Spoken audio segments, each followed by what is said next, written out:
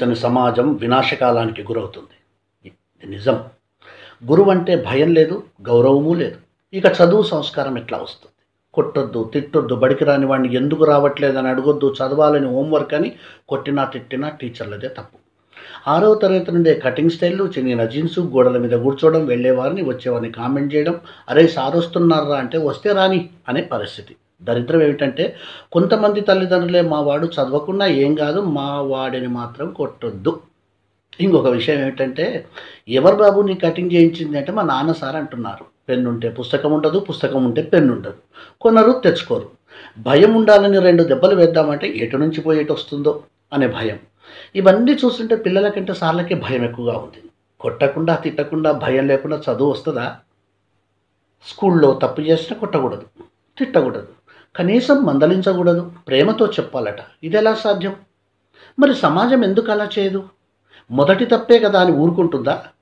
మంచి నేర్పే వాళ్ళకి, అదే స్కూల్లో హక్కులుండవు. ప్రవర్తన మార్చుకొని టీచర్ చిన్నప్పుడే కొడితే నేరం, వాడు పెద్దయ్యాక అది చేస్తే మరణం. తల్లిదండ్రులకు నా మనవి, పిల్లల్లో మార్పు కేవలం ఉపాధ్యాయులతోనే జరుగుతుంది. ఎక్కడో ఒకటో అరో ఒకరిద్దరు టీచర్లు చేసిన తప్పులకు ఉపాధ్యాయులందరికీ ఆపాదించవద్దు. 99% విద్యార్థులను బాగు చేయాలన్నదే టీచర్లు అనుకుంటారు. మేము చదువుకునే రోజుల్లో కొంతమంది టీచర్లు మమ్మల్ని దారుణంగా కొట్టేవారు. అయినా ఏనాడు మా పేరెంట్స్ వచ్చి టీచర్లను నిలదీయలేదు, మా బాగు కోసమే అని అనుకునేవారు. ముందుగా తల్లిదండ్రులు టీచర్ అంటే గౌరవం, భయం ఉండేటట్టు పిల్లలకు మానసిక తర్ఫీదు ఇవ్వాలని మనవి. తల్లిదండ్రులు ఒక్కసారి మీ పిల్లల భవిష్యత్తుపై ఆలోచించండి. పిల్లలు చెడిపోవడానికి స్నేహితులు, ఉపాధ్యాయులు, ఫోన్లు, మీడియా 10%, కానీ 90% మాత్రం తల్లిదండ్రులే. పిల్లల్ని గారాబం శృతిమించితే మొత్తానికే నష్టం వస్తుంది. పిల్లల పట్ల మనం పాటిస్తున్న అజ్ఞానం, మూఢనమ్మకాలు, స్వార్థం, అతి ప్రేమ వారిని చాలా వరకు బద్ధకస్తులు చేస్తూ వారిని నాశనం చేస్తున్నాయి. నిజం.